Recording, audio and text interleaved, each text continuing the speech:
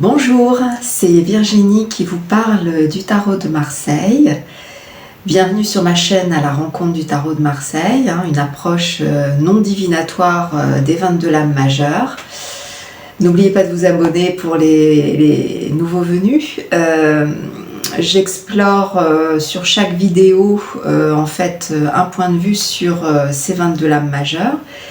Nous avons fait déjà tout un parcours avec un point de vue général sur l'interprétation des lames, et là j'ai choisi de faire un parcours avec un éclairage plus relationnel.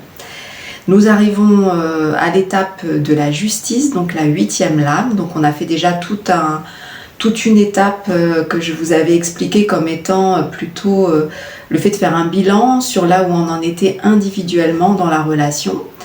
Et je vous invitais à choisir une relation que vous aimeriez justement faire évoluer au travers de ce parcours pour ceux qui souhaitent bien sûr mettre en pratique les exercices que je propose donc dans ces vidéos, ou même les exercices que je propose dans mon livre L'Esprit du Tarot de Marseille, que je vous ai déjà présenté dans d'autres vidéos. Donc vous pouvez bien sûr aller sur mon site que je remettrai bien sûr en descriptif pour avoir plus de détails sur le livre et les exercices qui l'accompagnent.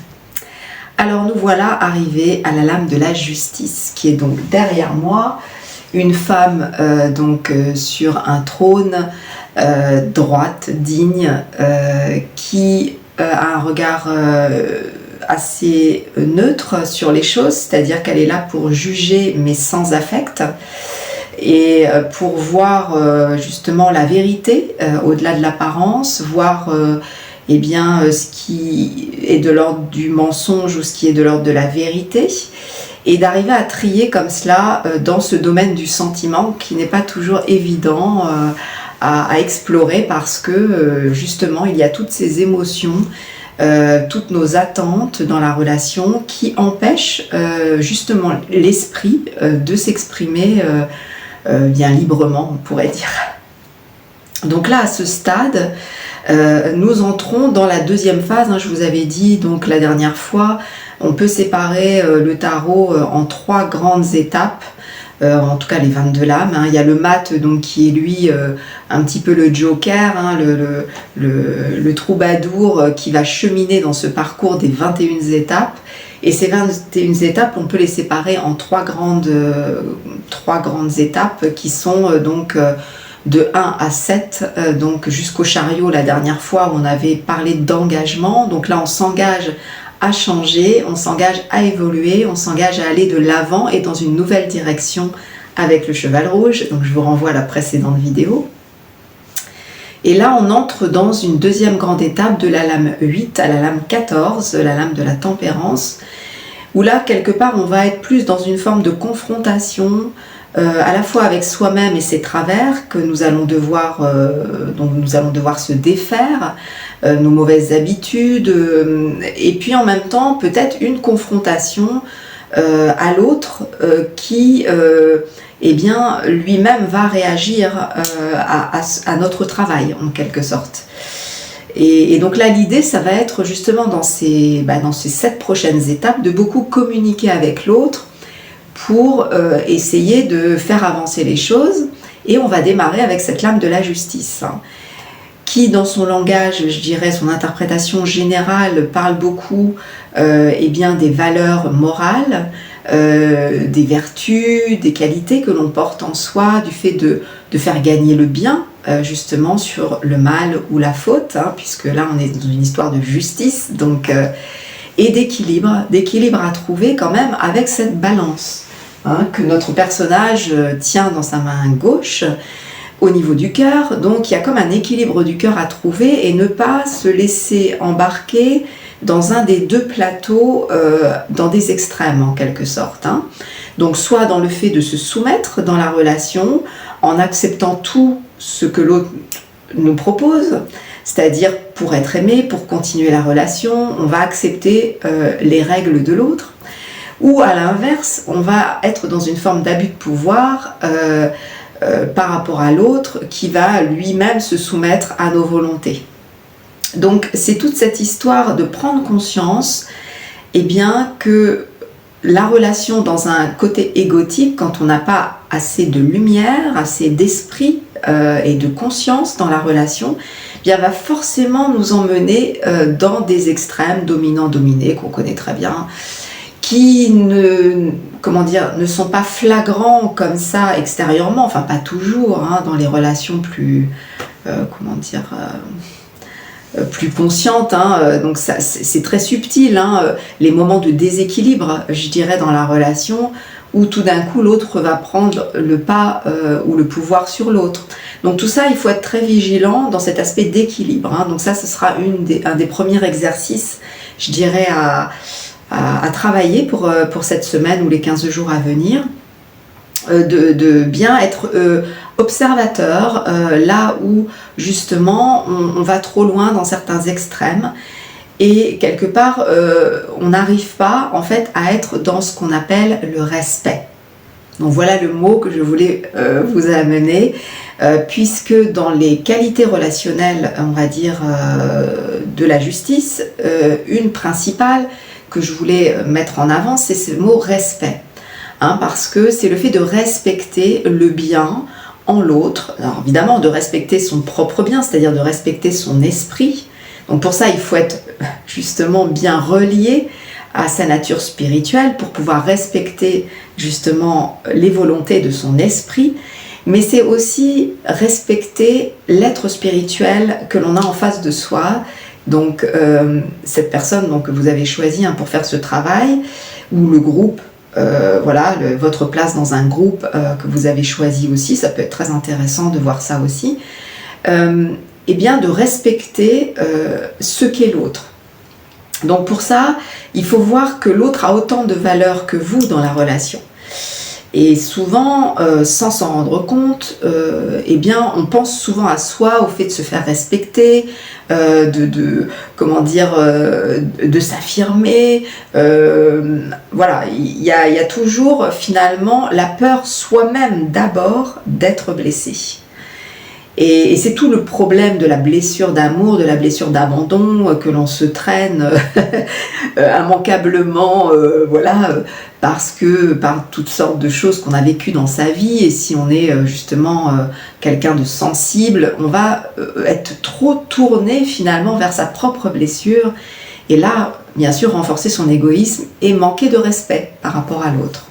Parce qu'on va se concentrer sur ce que l'on a besoin soi et pas sur l'autre et son espace et ce dont il a besoin aussi dans la relation pour justement garder l'équilibre de cette balance.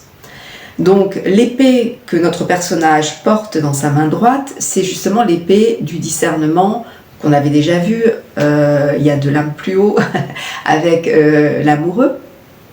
Et bien là, on va renforcer ce discernement, c'est-à-dire renforcer cette pensée et justement observer et parler avec l'autre même pour conscientiser qu'est-ce que l'autre apporte comme bien dans la relation, comme valeur à la relation. Et qu'est-ce que moi, j'apporte comme valeur, comme bien à la relation. Et ça, on va les mettre dans les plateaux de la balance.